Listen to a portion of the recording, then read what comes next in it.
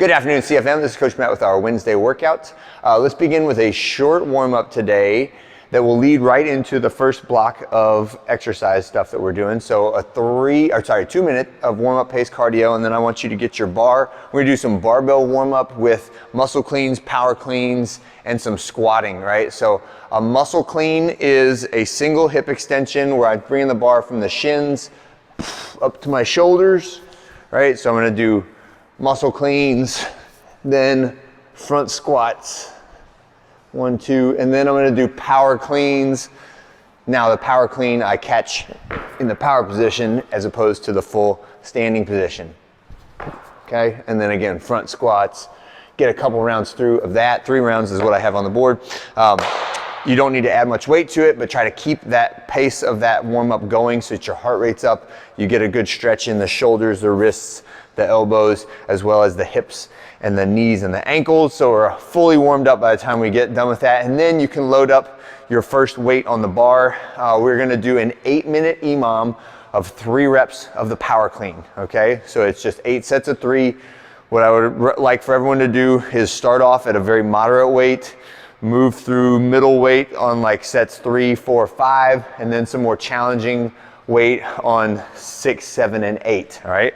But essentially it'll just be the clock starts, 3, 2, 1, go. I perform 1, and then 2, and then 3, and then set it down.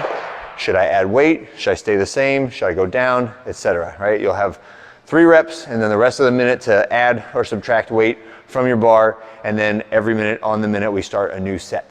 When we are done with that 8-minute clean block, we're gonna do our tempo deadlift. So the tempo means that it's not deload, but it is lighter load than we would use if we were doing 4 sets of 5 reps.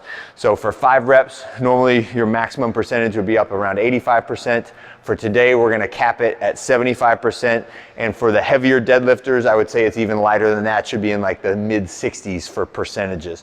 And we're gonna use a tempo today. So that means we're not just lifting it, pick it up and put it down, but we're gonna lift it and then control the pace of the lift and the body positions as we descend with the weight, all right? So it is going to be a normal ascent or normal concentric, so all the way up, normal, powerful, smooth extension of the hips, and then 1, 1,000, 2, 1,000, 3, 1,000, 4, 1,000, 5, 1,000, and no sound, right? So ninja touch at the bottom and slow descent, all right? So 5 counts on the descent to a silent contact with the ground, all right? So 5-second eccentric, ninja touch on the deadlift. The superset on this, and we're gonna do it all 4 rounds, is a band reverse squat. So I've got the band mounted to the rig. I've got both my feet in the band, and I'm just doing a backward squat. So I start with my legs straight, I squat down, and then straighten my legs out again, okay? So 10 reps of a band reverse squat is our superset. When we finish with that, we have a muscle up and a body weight block. It's gonna be 12 minutes, not a super strict every other minute, but I would like to see between 4 and 6 rounds of whatever sequence or choice of exercises it is that you use.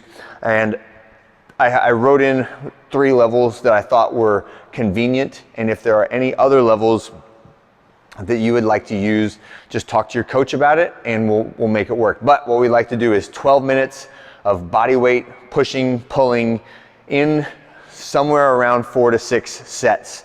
Okay, so some of these could be just working dips or push-ups, right? So if I'm working on my ring muscle up, I could work on my dip for my ring, for the rings, and then I could work on pull-ups on the rings, so I don't need to necessarily do a muscle up. I can just practice doing my pull-ups on the rings. It could be ring rows and push-ups.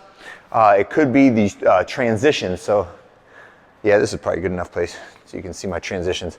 But when we talk about the muscle up transition, the critical point of the muscle up is when you go from pulling to pushing, right? So on the rings, we can practice that by doing a ring row and then diving our head through into the bottom of the dip position and then back to the ring row, right? So I can practice doing those. You can make those harder by lowering the rings, making your body more horizontal at the bottom, taking pressure off of doing it with one foot. There's a lot of different ways to make that more challenging. But any way you slice it, it's a good skill to have to be able to climb up onto and on top of an object that is above you, right? And that is the basic skill of the muscle up, whether you do it on a bar or whether you do it on the rings. It's a valuable tool to have in your tool belt, all right? So whatever we do in this 12 minutes, whether you can do a muscle up or can't do a muscle up, we're gonna do some version of body weight pulling and pushing for 12 minutes, and that will be the finish of our day today, all right? Have a great one, and I'll see you guys on Thursday.